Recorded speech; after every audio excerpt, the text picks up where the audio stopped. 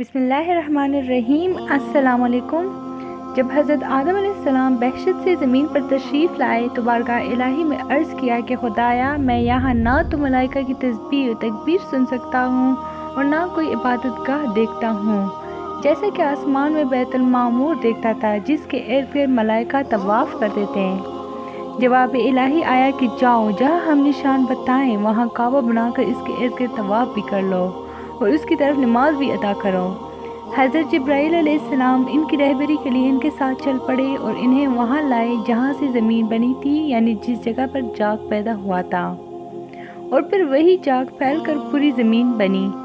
حضرت جبرائیل علیہ السلام نے اپنا پر مار کر 7ویں زمین تک بنیاد ڈال دی۔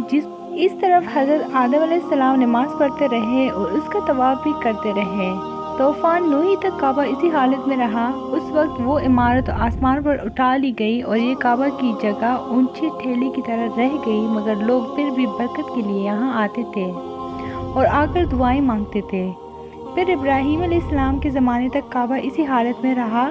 جب حضرت اسماعیل اور ہاجرہ اس میدان میں آ کے ٹھہرے اور ان کی وجہ سے یہاں کچھ آبادی ہو گئی، تب حضرت ہاجرہ کے انتقال کے بعد حضرت ابراہیم علیہ السلام کو حکم ہوا کہ اسماعیل علیہ السلام کو ساتھ لے کر یہاں عمارت کعبہ بنائیں۔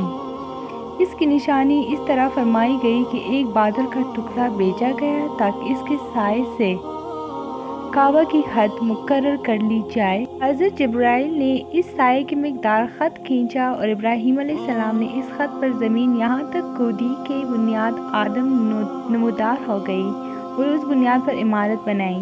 حضرت ابراہیم نے خانہ کعبہ کے اندر ایک تغار سا بنایا تھا جو مثل خزانہ کے تھا کہ کعبہ کے لیے جو کچھ نظر تحفے میں آئے اس میں رکھے جائیں گے۔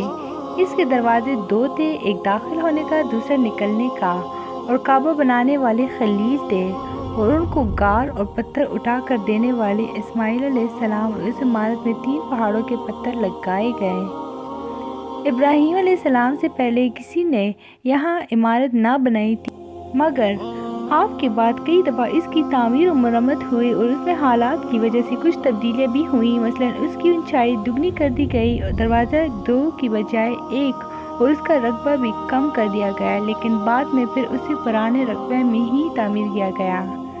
تو یہ تھی میری آج کی ویڈیو۔ امید کرتی ہوں کہ آپ لوگوں کو اچھی لگی ہوگی۔ چینل کو لائک، شیئر اینڈ سبسکرائب ضرور کریں۔